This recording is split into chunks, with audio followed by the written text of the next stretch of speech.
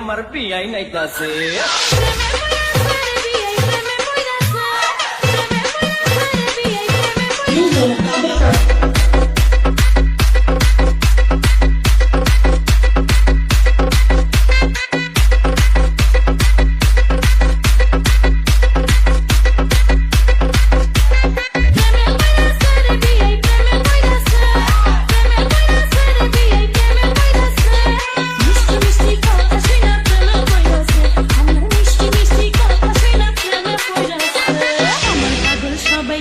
তোমার পাগল আমি মনে মনে ভাবছি তুমি হইবা আমার স্বামী বিয়াই হইবা আমার স্বামী রিয়ান সাহেবের কথা শুনা ফুর্তি লাগতাছে DJ Beto.